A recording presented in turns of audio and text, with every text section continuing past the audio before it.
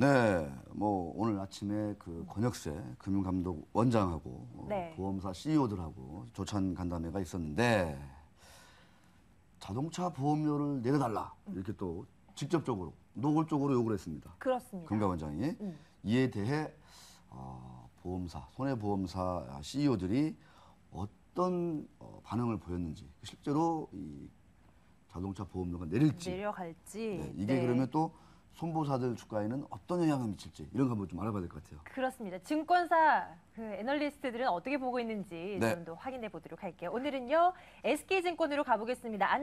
안정균 연구원님 안녕하세요. 예, 안녕하십니까? 네, 안녕하십니까? 네, 예. 그 말씀드린 대로 차 보험료를 좀 내려달라 이렇게 주문을 했는데 예, 이 자동차 보험료가 이 손보사들한테는 상당히 민감한 문제 아니겠습니까? 맞습니다. 네, 좀 내릴지 아니면 그냥 수천말로 쌩까고 그냥 네, 넘어갈지 예. 네, 어떨지 좀 말씀 좀 해주시죠. 예, 일단 지난 4월 이제 손보사들이 2에서 3%가량 자동차 보험료를 인하하였습니다. 네, 맞습니다. 예, 현재 근데 이 시점에서 다시 자동차 보험료 인하 얘기가 나온 것은 지난 4월달과 5월달에 이제 자동차 손해율이 재차 안정되었기 때문인데요.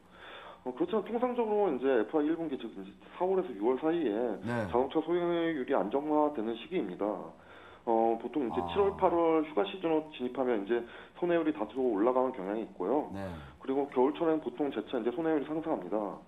네, 그렇기 때문에 지금 시점에서 이제 자동차 보험료 인하의 여력이 있는지 판단하는 것은 좀 시기상조인 것 같고요. 아하. 예, 그렇기 때문에 지난 4월 보험료 인하에 따른 영향을 좀 하려면 좀 다소 시일이 걸릴 것으로 판단하고 있습니다. 그렇군요. 손해보험사들 말이에요, 연구원님. 예. 이 보험료 인하 외에도 예. 시달리는 그 리스크들 좀 많을 것 같거든요. 예, 어떤 예. 것들이 있는지 그리고 뭐 예. 손해보험사들의 주가 이 예. 영향에는 또 어떤 영향이 있을지 이것도 함께 좀 점검해 주세요. 예, 맞습니다. 뭐 손보사들에 대한 이제 금융당국 규제안이 속속들이 나오고 있는데요. 예. 네. 예, 최근 이슈를 좀 중점적으로 살펴보자면 이제 실손보험 단일 상품 판매 부분과 그리고 가계대출 대손 충당금 적립 기준 강화 이슈가 있습니다. 예, 먼저 이제 지난 6월 11일 날 이제 금융위원회에서 이제 실손보험 단일 상품을 판매하라고 공고한 바가 있는데요. 네. 예, 실손보험만을 파는 상품의 손해율이 한 100에서 110%로 좀 높은 수준이기 때문에 이제 의미 있는 금액이 판매된다면 보험사 수익에는 좀 악영향을 미칠 가능성은 있습니다. 그렇지만 이제 계속보험료 납입 기간과 그리고 프로덕트 믹스를 좀 감안해 보면 이 실손보험 단일 상품 전체가 이 수년 내 보험 상품의 비중에 의미 있는 수치로 나오기는 좀 어려울 것으로 예상이 되고요. 그리고 또 이미 실손보험 단일 상품을 우체국보험에서 팔고 있었기 때문에 네. 이 수요의 일정 부분을 커버하고 있는 상황이라 실적에 대해서는 그렇게 큰 영향을 미치지는 않을 것으로 보고 있습니다. 그렇군요. 예, 다음에는 이제 가계대출 대손충당금 적립기준 강화 부분인데요. 이 부분은 이제 보험도 은행 수준의 기준을 적용하겠다는 것이 이제 핵심인데, 이는 이제 지난 2월 말에 발표한 제2금융권 가계대출 보완 대책의 후속 조치로 보시면 될 것 같고요. 네.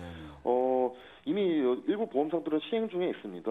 네. 그리고 이 충당금 자체는 대손 준비금 계정으로 이제 계산되기 때문에 그러니까 피해상 손익계산사의 계산이 되는 부분이 아니라서 회사의 직접적인 영향은 제한적이라고 판단이 되는데요. 네. 다만 이제 가계대출 증가세가 둔화될 수 있는 요인으로 작용할 수는 있다고 판단하고 있습니다. 그렇군요. 이 보험사들은 뭐 송보선보 할 것 없이 이런저런 규제를 예. 이래저래 잘 피하면서 네. 꾸준히 이익을 내고 있고 뭐 예. 성장은 계속된다 이런 얘기도 있습니다. 사실은 이 보험료 인하 이게 이제 소비자들하고는 좋은데 또 이제 보험사들한테는 또 안 좋은 안 좋은 상당히 좀 이렇게 일이니까요. 이해관계가 엇갈리는 그런 문제라서 예, 맞습니다. 네, 좀 약간 좀 뭐랄까 진중한 좀 진지한 접근이 필요할 것 같은데 예, 예. 네, 이 여러 가지 규제 리스크도 말씀해 주셨는데 이 손보주들 좀 어떻습니까? 뭐 성장성이 좀 정체될 거다 이런 지적들이 많은데 맞습니다. 투자 의견은 좀 어떻게 좀 제시하고 있는지요? 예, 뭐 결론부터 말씀드리면 이제 올해도 손해보험은 성장이 가능할 거로 판단하고 있고요. 지금 수준에서는 충분히 매수할 필요가 있다고 생각하고 있는데요. 일단 기본적으로 성장의 원동력은 장기보험 쪽인데요. 장기보험의 성장이 좀 더 유효할 것으로 보고 있습니다. 물론 작년에 워낙 성장률이 높았기 때문에 이제 작년보다는 성장률 추이가 둔화되는 것은 분명히 인정을 합니다. 분명히 인정을 하는데 이 성장률 추이가 시장의 예상만큼 급격히 꺾이는 것이 아니라 일단 완만하게 내려오는 추세라서 성장 자체는 이루어질 것으로 생각하고 있고요. 그리고 둘째로는 이제 손해율이나 사업 비율 역시 작년에 이어도 올해도 이제